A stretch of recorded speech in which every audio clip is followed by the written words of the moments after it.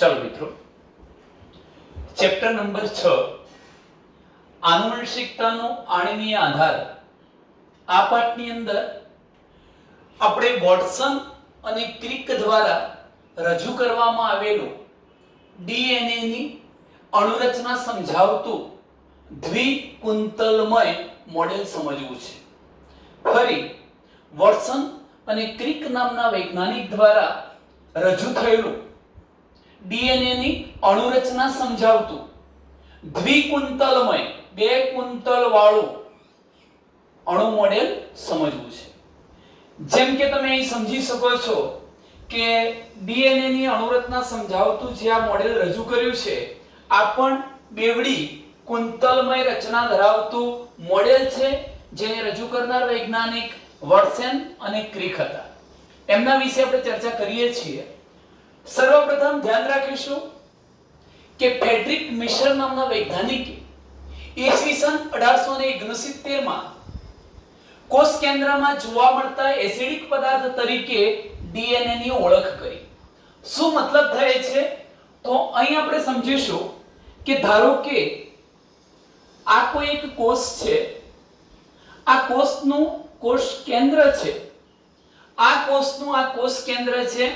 કોષ કેન્દ્રમાંથી સર્વપ્રથમ ફ્રેડરિક મિશર નામના વૈજ્ઞાનિકે એક પદાર્થ શોધી કાઢ્યો. આ કોષ કેન્દ્રની અંદરથી મળી આવેલો આ પદાર્થ કે જે એસિડિક ગુણધર્મો ધરાવતો હતો, કોષ કેન્દ્રની અંદરથી મળેલો હોવાથી એને નામ અપાયું ન્યુક્લેઇન. ન્યુક્લેઇન, ન્યુક્લે એટલે ન્યુક્લિયસ કોષ કેન્દ્ર અને ઇન એટલે અંદર. કોષ કેન્દ્રમાંથી મળી આવેલો એસિડિક પ્રકૃતિ ધરાવતો પદાર્થ એને શોધી કાઢ્યો. આમ સર્વપ્રથમ આ જે એસિડિક પ્રકૃતિ ધરાવતો પદાર્થ હતો એનું બંધારણ જાણવા માટે પ્રયત્નો થયા તો માલુમ પડ્યું કે જેને ન્યુક્લેઇન નામ અપાયું હતું એ ન્યુક્લિયોપ્રોટીનનો બનેલો ઘટક હતો. હવે ન્યુક્લિયોપ્રોટીન એટલે શું? ન્યુક્લિયો એટલે ન્યુક્લિક એસિડ, જેમ કે ડીએનએ અથવા આરએનએ પણ હોઈ શકે, અને પ્રોટીન એટલે એની સાથે સંકળાયેલા પ્રોટીન. એટલે એના પરથી ખબર પડી કે ડીએનએ ક્યાં હોય છે? કોષ કેન્દ્રની અંદર. તો પ્રથમ પોઈન્ટ કે ફ્રેડરિક મિશરે 1869 માં કોષ કેન્દ્રમાં જોવા મળતો એસિડિક પદાર્થ શોધ્યો અને એની ઓળખ કયા ઘટક તરીકે કરી? ડીએનએ તરીકે કરી. આવા પદાર્થને શું નામ અપાયું હતું શરૂઆતમાં? ન્યુક્લેઇન. ટૂંકમાં ન્યુક્લેઇન કોષ કેન્દ્રમાંથી મળી આવેલ એસિડિક પ્રકૃતિ ધરાવતો પદાર્થ એ જ શું હતો? ડીએનએ. ચાલો ત્યાર પછી જોઈએ આ લાંબા પોલિમરનું તકનીકી મર્યાદાના કારણે અલગીકરણ કરવું મુશ્કેલ હતું. આનો મતલબ એ થયો કે અહીંયા જે ડીએનએ હતો એક લાંબો પોલિમર અણુ હતો. ટેકનોલોજીની કેટલીક મર્યાદા હતી. એ વખતે ટેકનોલોજીનો બહુ બધો વિકાસ થયો નહોતો, જેના કારણે કોષ કેન્દ્રમાંથી આ ડીએનએ નામના લાંબા પોલિમરને અલગ કરવો મુશ્કેલ હતો. તો લાંબા પોલિમરનું ટેકનોલોજીની મર્યાદાઓના કારણે અલગીકરણ મુશ્કેલ હતું. તેથી લાંબા સમય સુધી ડીએનએ ની રચના વિશે કોઈ સ્પષ્ટ માહિતી મળી શકી નહીં કે ભાઈ ડીએનએ કેવું બંધારણ ધરાવે છે, આ પ્રકારની રચના હોય છે કે કેમ, એવી કોઈ જ માહિતી ઉપલબ્ધ થઈ નહીં. કેમ ન થઈ? કારણ કે ડીએનએ એક લાંબો પોલિમર અણુ હતો. એને કોષ કેન્દ્રમાંથી અલગીકૃત કરી શકાય એવી ટેકનોલોજીનો વિકાસ નહોતો થયો, અને એના કારણે જ ડીએનએ ની રચના વિશે લાંબા સમય સુધી કોઈ સ્પષ્ટ માહિતી પ્રાપ્ત થઈ શકી નહીં. હવે ધ્યાનથી સમજજો. બે વૈજ્ઞાનિકોના નામ કહું છું, મોરિસ વિલ્કિન્સન અને રોઝલિન્ડ ફ્રેન્કલિન. કયા બે વૈજ્ઞાનિકો? મોરિસ વિલ્કિન્સન અને રોઝલિન્ડ ફ્રેન્કલિન નામના વૈજ્ઞાનિકે શું કર્યું? એક્સ-રે વિવર્તન માહિતી આપી. એક્સ-રે વિવર્તન માહિતી આપી એનો મતલબ શું થાય? એમને એવું સમજવું હતું કે ડીએનએ શું છે, એના બંધારણમાં કેટલી પોલીન્યુક્લિયોટાઇડની શૃંખલા આવેલી છે એ જાણવું હતું. અને એટલા માટે એમણે એક્સ-રે વિવર્તન પદ્ધતિનો ઉપયોગ કર્યો. જેમ કે હું તમને બતાવું, તમે જોઈ શકો છો કે આ એક્સ-રે મુક્ત કરી શકે તેવું મશીન છે. આ ટેસ્ટ ટ્યુબની અંદર ડીએનએ ને લેવામાં આવ્યું છે, ન્યુક્લિક એસિડ ડીએનએ ને. કેમ? કારણ કે એનું બંધારણ શું છે એ જાણવું હતું.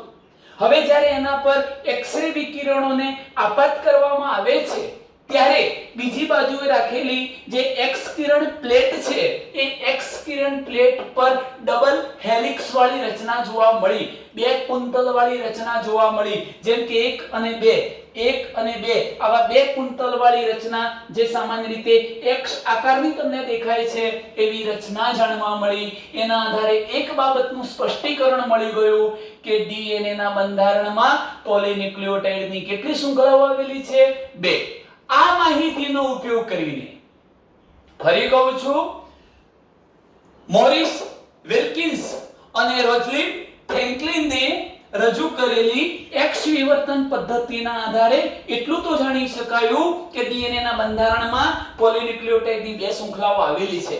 આ માહિતીને આધારે 1953 માં કયા બે વૈજ્ઞાનિકોએ, જેમ વોટસન, આપણે લખ્યું છે જેમ વોટસન, અને બીજા નંબરના જે વૈજ્ઞાનિક હતા એ તમે જોઈ શકો છો ફ્રાન્સિસ ક્રિક. જેમ વોટસન અને ફ્રાન્સિસ ક્રિકે ડીએનએ ની સંરચના સમજાવતું બિલકુલ સરળ મોડેલ રજૂ કર્યું, પરંતુ સુપ્રસિદ્ધ વિશ્વવિખ્યાત બધા જ વૈજ્ઞાનિકોને માન્ય હતું એવું સરળ રજૂઆત વાળું દ્વિકુંતલમય અણુ મોડેલ દર્શાવતું ડીએનએ નું મોડેલ રજૂ કર્યું. આ માન કોને ગયું છે? વોટસન અને ક્રિક નામના વૈજ્ઞાનિકે ડીએનએ ની દ્વિકુંતલમય રચના સમજાવતું અણુ મોડેલ સર્વપ્રથમ રજૂ કર્યું. આ અમૂલ્ય કાર્ય કરવા બદલ તેઓને નોબેલ પ્રાઇઝથી સન્માનિત કરવામાં આવ્યા. ત્યાર પછી તમે જોઈ શકો છો કે તેઓની સમજૂતીમાં બંને પોલીન્યુક્લિયોટાઇડ શૃંખલા વચ્ચે રચાતી બેઝ જોડ મુખ્ય બાબત હતી. શું મીનિંગ થયાનું? મિત્રો અહીં જરા ધ્યાન રાખો કે હું તમને કહું છું કે વોટસન અને ક્રિકના મંતવ્ય પ્રમાણે આ પોલીન્યુક્લિયોટાઇડની એક શૃંખલા છે, આ પોલીન્યુક્લિયોટાઇડની બીજી શૃંખલા છે. તમે કેવી રીતે એને પોલીન્યુક્લિયોટાઇડ કહી શકો?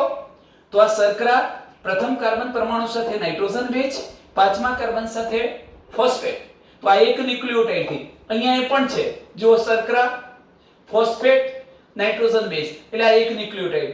બીજી, ત્રીજી, ચોથી, આ ન્યુક્લિયોટાઇડ બધી એકબીજા સાથે ફોસ્ફોડાયસ્ટર બંધ દ્વારા જોડાઈ આખી એક પોલીન્યુક્લિયોટાઇડની લાંબી ચેન બની, જે અહીંયા છે, જે મેં અહીંયા બતાવી છે, એક પોલીન્યુક્લિયોટાઇડ શૃંખલા.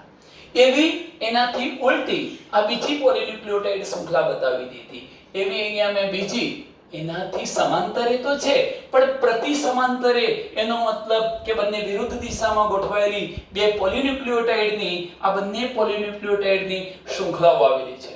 તો વોટસન અને ક્રિકે રજૂ કરેલું આ જે ડીએનએ નું અણુ મોડેલ હતું એમાં સૌથી ઇમ્પોર્ટન્ટ બાબત શું હતી કે બે પોલીન્યુક્લિયોટાઇડ શૃંખલા વચ્ચે રચાતી આ બેઝ જોડીઓ એ મુખ્ય બાબત હતી. કેમ મુખ્ય બાબત હતી? તો હું તમને એ પણ કહી દઉં કે આ પોલીન્યુક્લિયોટાઇડ શૃંખલાની અંદર જે આ નાઇટ્રોજન બેઝની જોડી બને છે, જેમ કે adenine, thymine, guanine, cytosine, cytosine, guanine, thymine, adenine. આ જે નાઇટ્રોજન બેઝ હતા એની અંદર કેવા પ્રકારના પ્રોટીનનું નિર્માણ કરવું છે, કેવા લક્ષણોનું સર્જન કરવું છે, એ માહિતી સાંકેતિક લિપિમાં સચવાયેલી હતી. જો ડીએનએ ની બંને પોલીન્યુક્લિયોટાઇડ શૃંખલામાં, જેમ કે અહીં બતાવું છું કે આ એક પોલીન્યુક્લિયોટાઇડની શૃંખલા છે, એના પર હું ક્રમ લખું છું A C G T C C. માની લો કે સામેની શૃંખલાનો ક્રમ શું હોય? તમે એક શૃંખલાનો ક્રમ જાણતા હો તો બીજી શૃંખલાનો ક્રમ પણ અનુમાનિત કરી શકો. એડિનાઇનની સામે થાઇમિન, સાઇટોસિનની સામે ગ્વાનિન, ગ્વાનિનની સામે સાઇટોસિન, થાઇમિનની સામે એડિનાઇન, સાઇટોસિનની સામે ગ્વાનિન, સાઇટોસિનની સામે ગ્વાનિન. તમે આવું અનુમાન કરી શકો. ટૂંકમાં એક ન્યુક્લિયોટાઇડ પર રહેલ નાઇટ્રોજન બેઝને તમે જાણતા હોય તો એની સામેની પોલીન્યુક્લિયોટાઇડ શૃંખલા પર કયા નાઇટ્રોજન બેઝની ગોઠવણી હશે એનું પણ અનુમાન લગાવી શકો છો. બીજો એક મુદ્દો કહું મિત્રો કે આ બંને પોલીન્યુક્લિયોટાઇડ શૃંખલા વચ્ચે રહેલ જો આ નાઇટ્રોજન બેઝનો ક્રમ બદલાઈ જાય છે તો એના કારણે બનનારું મેસેન્જર આરએનએ પણ બદલાઈ જવાનું, એના પરિણામે બનનારું પ્રોટીન બદલાઈ જવાનું અને પરિણામે લક્ષણોની અભિવ્યક્તિ બદલાઈ જવાની. એટલે વોટસન અને ક્રિકના મંતવ્ય પ્રમાણે વિચારીએ તો બે પોલીન્યુક્લિયોટાઇડ શૃંખલા વચ્ચે રહેલ જે નાઇટ્રોજન બેઝની જોડ હતી એ એમના માટે મહત્વની બાબત છે એમ કહી શકાય. ત્યાર પછી તમે જોઈ શકો છો આ ડીએનએ ની સમજૂતીમાં ઇર્વિન ચારગાફના અવલોકનોનો પણ આધાર હતો. આનો મતલબ શું થાય કે વોટસન અને ક્રિક નામના વૈજ્ઞાનિકે ડીએનએ ની અણુરચના સમજાવતું દ્વિકુંતલમય અણુ મોડેલ રજૂ કર્યું. એમને આ અણુ મોડેલની રજૂઆત કરવામાં કઈ માહિતી મદદરૂપ બની? ઇર્વિન ચારગાફે કરેલા અવલોકનો વાળી માહિતી. તો ઇર્વિન ચારગાફે એમના સંશોધનમાં શું વાત કરી હતી એ વિચારીએ. તો ઇર્વિન ચારગાફનું મંતવ્ય એવું હતું, તમે જોઈ શકો છો કે એડિનાઇન અને થાઇમિન તથા ગ્વાનિન અને સાઇટોસિન વચ્ચેનું પ્રમાણ કેવું રહે છે? અચળ અને એકબીજાને સમાન રહે છે. ફરીથી ધ્યાન રાખજો કે ઇર્વિન ચારગાફ નામના વૈજ્ઞાનિકે જે અવલોકન કર્યું હતું એ અવલોકનમાં એમણે કેવી માહિતીને પ્રાપ્ત કરી કે એડિનાઇન અને થાઇમિન એટલે A અને T તથા ગ્વાનિન અને સાઇટોસિન એટલે G અને C આ વચ્ચેનું પ્રમાણ અચળ રહે છે અને એકબીજાને સમાન છે. જો તમે જોઈ શકો છો કે ડીએનએ ની પોલીન્યુક્લિયોટાઇડ શૃંખલામાં જેટલા એડિનાઇન હશે એટલા જ કોણ હશે? થાઇમિન. જેટલા ગ્વાનિન હશે એટલા જ કોણ? સાઇટોસિન. તો A અને T તેમજ C અને G નું પ્રમાણ કેવું રહે છે? અચળ. અને જેટલા પ્યુરિન નાઇટ્રોજન બેઝ એટલા જ કોણ? પિરિમિડ નાઇટ્રોજન બેઝ. એટલે આ બંનેનું પ્રમાણ કેવું રહે છે? સમાન. આ માહિતી કોણે ઉપલબ્ધ કરાવી હતી? ઇર્વિન ચારગાફ નામના વૈજ્ઞાનિકે. એ માહિતીનો ઉપયોગ કરીને પણ વોટસન અને ક્રિકે આ ડીએનએ ની બેવડી કુંતલમય રચના સમજાવી. ચલો ત્યાર પછીના મુદ્દા તરફ જઈએ. ડીએનએ માં બેઝ જોડાણ પોલીન્યુક્લિયોટાઇડ શૃંખલાને એક અજોડ લાક્ષણિકતા બક્ષે છે જે બંને એકબીજાને પૂરક હોય છે. આનો મતલબ શું થાય? ડીએનએ માં જે બેઝ જોડાણ આવેલું છે, જેમ કે આ ડીએનએ છે, આ પોલીન્યુક્લિયોટાઇડની એક શૃંખલા, આ બીજી શૃંખલા, એમની વચ્ચે કોણ છે? બેઝ જોડાણ, બેઝ પેર, નાઇટ્રોજન બેઝની જોડીઓ આવેલી છે. જેમ કે અહીં પણ બતાવી નાઇટ્રોજન બેઝની જોડીઓ. આ શું છે? એ અજોડ. તમે અહીં જોઈ શકો છો કે ડીએનએ માં બેઝ જોડાણ પોલીન્યુક્લિયોટાઇડ શૃંખલાઓને એક અજોડ લાક્ષણિકતા બક્ષે છે. કેમ અજોડ લાક્ષણિકતા કહેવાય? ધારો કે હું આ ક્રમને બદલી નાખું છું તો ડીએનએ નો પ્રકાર કેવો થઈ જવાનો? બદલાઈ જવાનો. જુદા જુદા ડીએનએ એકબીજાથી અલગ કઈ બાબતના આધારે પડવાના છે? બે પોલીન્યુક્લિયોટાઇડ શૃંખલા વચ્ચે રહેલા નાઇટ્રોજન બેઝની જોડના આધારે. તો હું એમ કહી શકું કે તેમના મંતવ્ય મુજબ પોલીન્યુક્લિયોટાઇડની બે શૃંખલાઓ વચ્ચે નાઇટ્રોજન બેઝની ગોઠવણીનું હોવું એ એક અજોડ લાક્ષણિકતા છે. આમાં બંને એકબીજાને કેવા હોય? પૂરક. એટલે એક શૃંખલા પરનો ક્રમ A C G T C C હોય ધારો કે, તો બીજી શૃંખલા પરનો ક્રમ એને પૂરક એટલે એની સામે T, C ની સામે G, G ની સામે C જ હોય, T ની સામે A, C ની સામે G, C ની સામે G. તો એક શૃંખલા પરનો ક્રમ જાણતા હોઈએ તો બીજી શૃંખલા પરનો ક્રમ પણ આપણે નક્કી કરી શકીએ છીએ. કેમ? કારણ કે બંને શૃંખલા એકબીજાને પૂરક નાઇટ્રોજન બેઝ ધરાવતી હોય છે. ચલો ત્યાર પછી તમે જોઈ શકો છો આ મુદ્દાની ચર્ચા મેં કરી દીધી કે જો તમે ડીએનએ ની પોલીન્યુક્લિયોટાઇડની બે શૃંખલા પૈકી કોઈ એક શૃંખલાના બેઝ ક્રમ વિશેની જાણકારી ધરાવતા હો તો તમે બીજી શૃંખલાના બેઝ ક્રમનું પણ અનુમાન કરી શકો. એનો મતલબ શું થાય કે બે પોલીન્યુક્લિયોટાઇડ શૃંખલા પૈકી કોઈ એક શૃંખલાના નાઇટ્રોજન બેઝ વિશે તમે જાણકારી ધરાવો છો તો ઓટોમેટિક તમને સામેની બીજી પોલીન્યુક્લિયોટાઇડ શૃંખલાનો ન્યુક્લિયોટાઇડનો ક્રમ કાં તો નાઇટ્રોજન બેઝનો ક્રમ શું હશે એની ખબર પડી જાય છે. ડીએનએ ની પ્રત્યેક શૃંખલા નવી શૃંખલાના નિર્માણ માટે પ્રતિકૃતિનું કાર્ય કરે તો બે નવા બાળ ડીએનએ નું નિર્માણ થાય છે જે પિતૃ ડીએનએ જેવી જ આબેહૂબ કોપી હોય છે, જેનાથી ડીએનએ ની સંરચનાનો જનીનિક સૂચિતાર્થ ઘણો સ્પષ્ટ થાય છે. મિત્રો હું તમને આ બાબત સમજાવું છું, તમે અહીંયા જરા ધ્યાન રાખજો ધારો કે મારી જોડે આ એક ડીએનએ ની પોલીન્યુક્લિયોટાઇડની બે શૃંખલા છે. આ ડીએનએ છે અને એમાં પોલીન્યુક્લિયોટાઇડની બે શૃંખલા છે. આ ડીએનએ શું કરશે કે જ્યારે એને સ્વયંજનન કરવું છે, સ્વયંજનનનો મતલબ કે એક ડીએનએ માંથી બે ડીએનએ બનાવવા છે, ત્યારે એની બંને પોલીન્યુક્લિયોટાઇડની શૃંખલાઓ આ છૂટી પડી ગઈ. તમે જોઈ શકો છો કે આ બંને પોલીન્યુક્લિયોટાઇડની શૃંખલા છૂટી પડી ગઈ. છૂટી પડેલી આ બંને પોલીન્યુક્લિયોટાઇડની શૃંખલાઓ શું કરે છે? ખૂટતી, એને જે એક શૃંખલા ખૂટતી હતી એ નવી શૃંખલાનું સંશ્લેષણ કરે છે. જેમ કે હું બતાવી શકું, એને બીજી શૃંખલા આ બનાવી દીધી, આણે બીજી શૃંખલા આ બનાવી દીધી. તો એક ડીએનએ માંથી કેટલા ડીએનએ બની ગયા? બે ડીએનએ. આ બંને ડીએનએ ને બાળ ડીએનએ કહેવાય. આ બાળ ડીએનએ દેખાવમાં, સંરચનાની બાબતમાં કોને મળતા આવે છે? પિતૃ ડીએનએ ને મળતા આવે છે. તો આનો સાદો અર્થ એવો થયો કે જો ડીએનએ એક ડીએનએ માંથી બે ડીએનએ બનવાના હોય તો આ બંને શૃંખલા નવા ડીએનએ ના નિર્માણ માટેની માહિતી પૂરી પાડશે. જેમ કે આ એક શૃંખલા છૂટી પડી ગઈ, A C G T C C વાળી. બીજી એક શૃંખલા છૂટી પડી, T G C A G G વાળી. હવે શું થવાનું? આ શૃંખલા પરથી એક બીજી શૃંખલાનું નિર્માણ કરવું છે તો સામેની શૃંખલાનો ક્રમ શું આવવાનો? A ની સામે T, C ની સામે G, G ની સામે C, T ની સામે A, C ની સામે G અને C ની સામે G. આવું એક ડીએનએ બની ગયું. ચલો, આ શૃંખલા તો છે, એના પરથી નવી શૃંખલા બનાવવી છે તો સામેની શૃંખલાનો ક્રમ શું આવે? T ની સામે A, G ની સામે C, C ની સામે G, A ની સામે T, G ની સામે C અને G ની સામે C. તો નવા જે બે ડીએનએ બનવાના છે આ બંને ડીએનએ કોને મળતા આવશે? પિતૃ ડીએનએ ની આબેહૂબ નકલ, પ્રતિકૃતિ, બીબુ, ફર્મો, ઝેરોક્સ, એક્ઝેક્ટ કોપી કહી શકાય. આ બાબતનો જનીનિક સૂચિતાર્થ રહેલો છે. જનીનિક સૂચિત અર્થ કેવી રીતે રહેલો છે? કારણ કે આપણે જાણીએ છીએ કે પિતૃઓમાંથી લક્ષણો સંતતિમાં ઉતરી આવે છે. કેમ આવું થતું હશે? તો એમ કહી શકાય કે આ પિતૃ ડીએનએ હતું એમાંથી જ સ્વયંજનનની ક્રિયા દ્વારા આ જે નવા ડીએનએ બને છે એ કોને મળશે? સંતતિને મળશે. અને પરિણામે આ બધા જે લક્ષણો છે આનુવંશિક એ પિતૃઓમાંથી સંતતિમાં ઉતરી આવે છે. એટલે આપણે એમ કહી શકીએ કે એક ડીએનએ માંથી બે ડીએનએ નું બનવું આ ઘટના જનીનિક સૂચિતાર્થ વાળી છે. જનીનિક દ્રષ્ટિએ એ ચોક્કસ સૂચિત અર્થ બતાવે છે કે ભાઈ આવું થાય છે, એના કારણે જ પિતૃઓમાંથી સંતતિઓની અંદર લક્ષણો ઉતરી આવે છે. ચાલો ત્યાર પછીના મુદ્દાની ચર્ચા કરીશું. ડીએનએ ની બેવડી કુંતલમય રચનાની ખાસિયતો શું હતી? વોટસન અને ક્રિકે રજૂ કરેલ આ જે ડીએનએ નું અણુ મોડેલ છે, જો આટલું આ જ બાબત આ છે.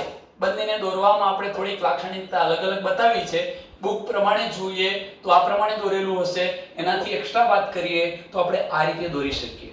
વોટસન અને ક્રિક નામના વૈજ્ઞાનિકે ડીએનએ ની દ્વિકુંતલમય રચના સમજાવતું જે અણુ મોડેલ રજૂ કર્યું, આ મોડેલની ખાસિયતો, લાક્ષણિકતાઓ કે વિશેષતાઓ શું હતી? ચાલો એની ચર્ચા કરીએ. તો તમે પહેલો પોઈન્ટ જોઈ શકો છો કે તે બે પોલીન્યુક્લિયોટાઇડ શૃંખલાનું બનેલું છે જેનો આધાર શર્કરા ફોસ્ફેટનો બનેલો છે અને નાઇટ્રોજન બેઝ અંદર તરફ ઉપસી આવેલા હોય છે. ધ્યાન રાખજો. ચાલો, ડીએનએ માં પોલીન્યુક્લિયોટાઇડની કેટલી શૃંખલા છે? આ એક શૃંખલા, આ કઈ શૃંખલા? બીજી શૃંખલા. તમે અહીં પણ જોઈ શકો છો એક શૃંખલા, આ બીજી શૃંખલા. અહીં જોઈ શકો છો કે આ બ્લુ કલરની એક પોલીન્યુક્લિયોટાઇડની શૃંખલા, રેડ કલરની મેં બતાવી છે બીજી પોલીન્યુક્લિયોટાઇડની શૃંખલા. તો ડીએનએ ના બંધારણમાં પોલીન્યુક્લિયોટાઇડની કેટલી શૃંખલા આવેલી છે? બે. આ બંને શૃંખલામાં આધાર કોણ બનાવે છે? આધાર એટલે આ તમે જોઈ શકો છો પાયો. આખો આ પાયો કોણ રચે છે? ઊભો પાયો કોણ રચે છે? ચલો, આ પાયો કોના દ્વારા રચાયો છે? શર્કરા ફોસ્ફેટ, શર્કરા ફોસ્ફેટ, શર્કરા ફોસ્ફેટ, શર્કરા ફોસ્ફેટ દ્વારા પાયો બન્યો છે, આધાર બન્યો છે. અને નાઇટ્રોજન બેઝ હતા જે એ અંદર તરફ પ્રક્ષેપિત છે, ખૂંપેલા અથવા ઉપસી આવેલા છે એમ કહી શકાય. આ પહેલી ખાસિયત. ચલો, વોટસન અને ક્રિકે રજૂ કરેલું જે આ મોડેલ હતું એની બીજી ખાસિયત શું હતી?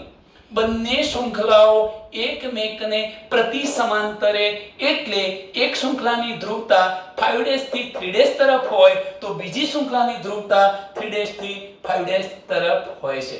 આ શું કહેવા માંગે છે? મિત્રો યાદ રાખો કે ડીએનએ ના બંધારણમાં બે પોલીન્યુક્લિયોટાઇડની શૃંખલાઓ એક્ઝેક્ટ આ રીતે ગોઠવાયેલી હોય તો આપણે એને માત્ર સમાંતરે ગોઠવાયેલી શૃંખલા કહીશું. પણ આ બંને સમાંતરે તો હોય પણ એકબીજાથી પરસ્પર વિરુદ્ધ દિશામાં વિરુદ્ધ ધ્રુવતાવાળી હોય ત્યારે આપણે એને શું કહીશું? પ્રતિસમાંતરે. તો વોટસન અને ક્રિકનું મંતવ્ય એવું હતું કે ડીએનએ ની બે પોલીન્યુક્લિયોટાઇડ શૃંખલાઓ એકબીજાને પરસ્પર વિરુદ્ધ દિશામાં ગોઠવાયેલી હોય છે. એટલે કે જો એક શૃંખલા પરનો ક્રમ તમે જોઈ શકો છો 5' થી 3' ની દિશામાં હોય, આ એક શૃંખલા 5' થી 3' ની દિશામાં. કેવી રીતે જુઓ? અહીંયા ઓક્સિજન હોય, કાર્બન નંબર 1 2 3 4 અને 5મું સ્થાન ઉપર હોય. તો છેલ્લે તમે જોઈ શકો છો કે એક કાર્બન, બીજો, ત્રીજું સ્થાન નીચે રહ્યું. એટલે 5' to 3' ની દિશામાં જો એક શૃંખલા આવેલી હોય તો એની સામેની શૃંખલા ઉલટી છે, એનો મતલબ કે તે 3' to 5' ની દિશામાં ગોઠવાયેલી છે. એટલે એક શૃંખલા પર જો પોલીન્યુક્લિયોટાઇડનો ક્રમ 5' હોય તો તેની સામેની શૃંખલા પર પોલીન્યુક્લિયોટાઇડ શૃંખલાનો ક્રમ કયો આવી જવાનો? 3' એવું આપણે કહી શકીએ. અહીં પણ જોઈ શકો છો 5' to 3' ની દિશા, પણ એનાથી ઉલટું 3' to 5' ની દિશા. તો આ બીજો મુદ્દો થયો. ચલો અહીં તમે જોઈ શકો છો ત્રીજો મુદ્દો કે બંને શૃંખલાઓ વચ્ચેના નાઇટ્રોજન બેઝ હાઇડ્રોજન બંધ દ્વારા જોડાઈને બેઝ જોડ બનાવે છે. તમે જોઈ શકો છો કે બે પોલીન્યુક્લિયોટાઇડ શૃંખલા વચ્ચે કોણ આવેલા છે? Nitrogen base. પણ તમને એ પણ ખબર છે કે આ નાઇટ્રોજન બેઝ એકબીજા સાથે નબળા હાઇડ્રોજન બંધ દ્વારા જોડાયેલા છે. કોના દ્વારા? નબળા હાઇડ્રોજન બંધ દ્વારા.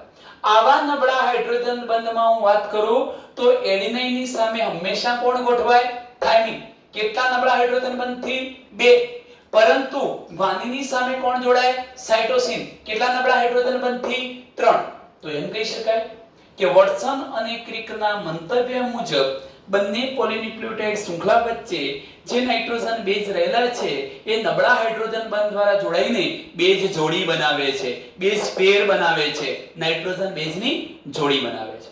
એમાં એડિનાઇન ની સામે થાઇમિન જ જોડાય, થાઇમિન ની સામે એડિનાઇન. એવી રીતે ગ્વાનિનની સામે સાઇટોસિન જોડાય તો સાઇટોસિનની સામે ગ્વાનિન. અને તેથી જ એડિનાઇન અને થાઇમિન તેમજ ગ્વાનિન અને સાઇટોસિનને આપણે એકબીજાની કેવી જોડીઓ કહીએ છીએ? પૂરક જોડીઓ કહીશું. તો આ મુદ્દાની ચર્ચા કરી કે બંને શૃંખલા વચ્ચેના નાઇટ્રોજન બેઝ હાઇડ્રોજન બંધ દ્વારા જોડાઈને બેઝ જોડ બનાવે છે.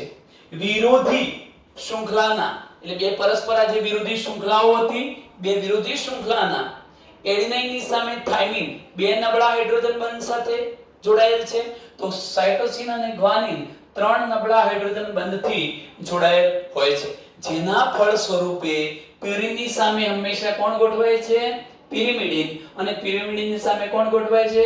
પ્યુરિન. અને તેથી જ બંને પોલીન્યુક્લિયોટાઇડ શૃંખલા વચ્ચેનું અંતર સમાન જળવાઈ રહે છે. આ યાદ રાખજો.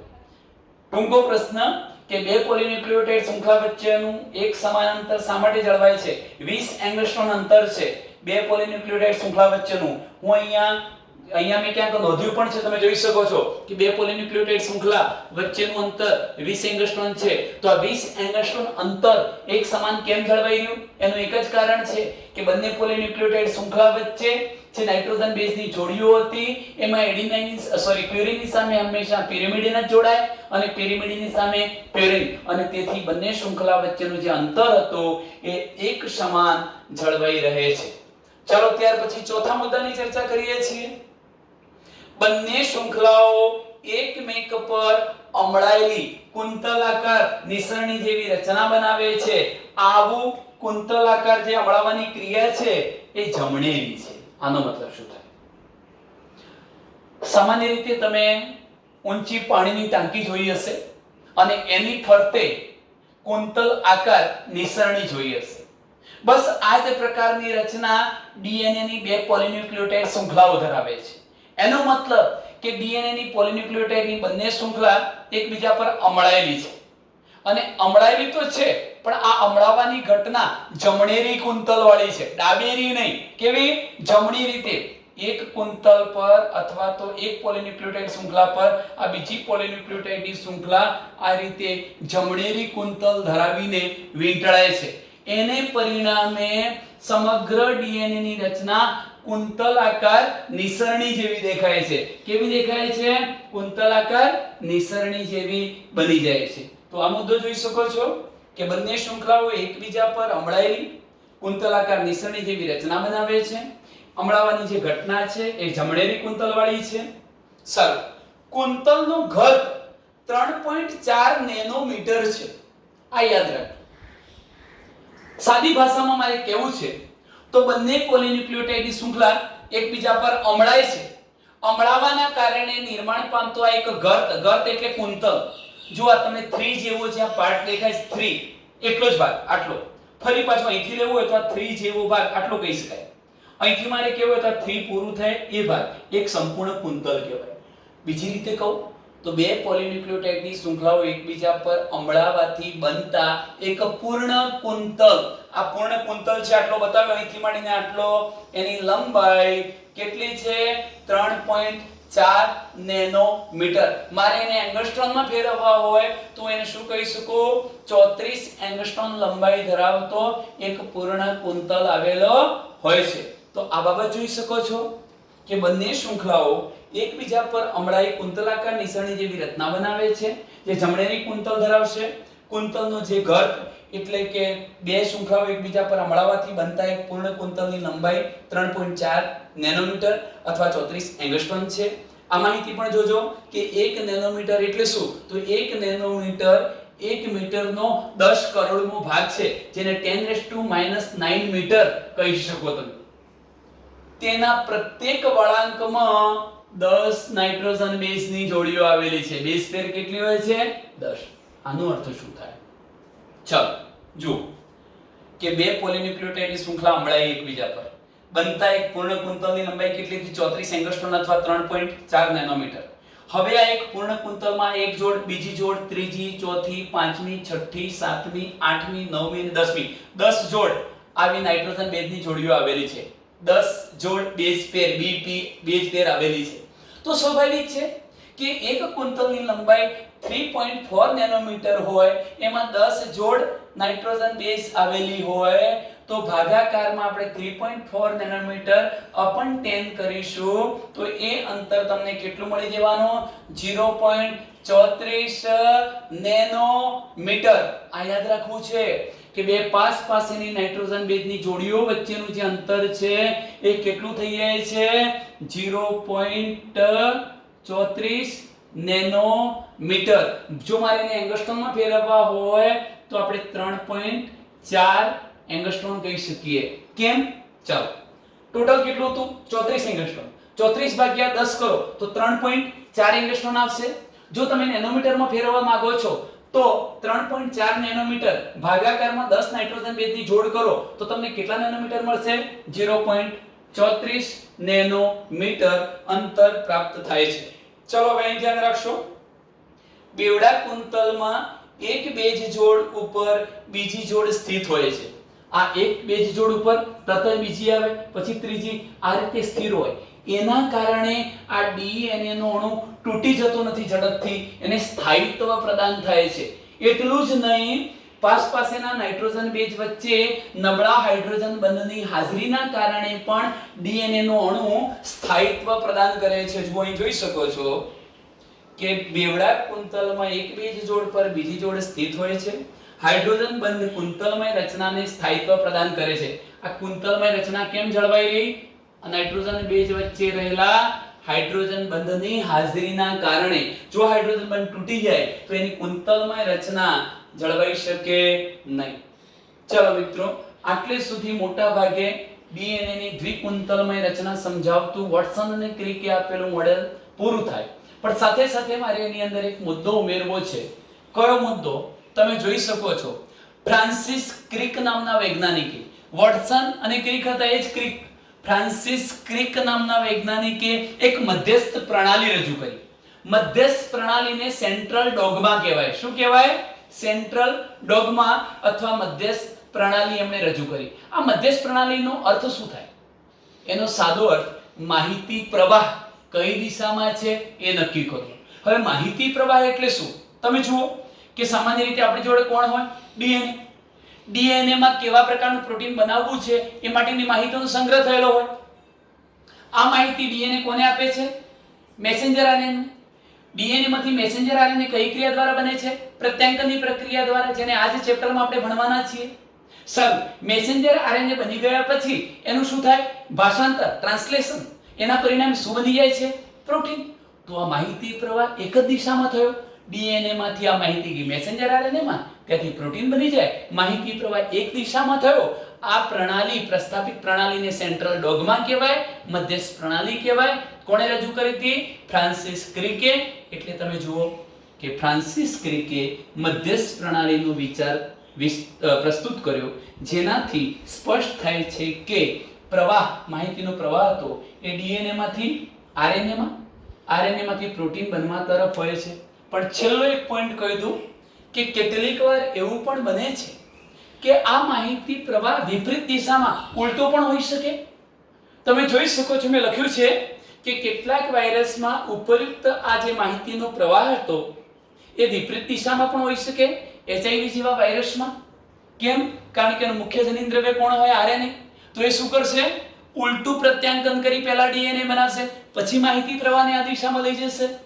એટલે એમ કહી શકાય કે સેન્ટ્રલ ડોગમા વિપરીત દિશામાં કે માહિતી પ્રવાહ ઉલટી દિશામાં સાની અંદર જોવા મળે છે કેટલાક વાયરસમાં, એચઆઈવી માં. જ્યારે મોટાભાગના સજીવોમાં કે જેઓની અંદર જનીનદ્રવ્ય તરીકે ડીએનએ છે, એમનામાં માહિતી પ્રવાહ આ દિશામાં હોય છે. ડીએનએ માંથી મેસેન્જર આરએનએ બને, એમાંથી શું બને? પ્રોટીન. એક બીજો મુદ્દો પણ કહી દઉં. મેં અગાઉ કહ્યું છે કે ડીએનએ સ્વયંજનનની ક્રિયા દ્વારા ફરીથી ડીએનએ પણ બનાવી શકે, ડીએનએ પ્રત્યાંકનની પ્રક્રિયા દ્વારા મેસેન્જર આરએનએ પણ બનાવી શકે, અને અર્થઘટનની પ્રક્રિયા દ્વારા કે ભાષાંતરની પ્રક્રિયા દ્વારા પ્રોટીન બનાવી શકે છે. તો આજના ટોપિકની આપણે અહીંયા પૂર્ણાહુતિ કરીશું. અસ્તુ.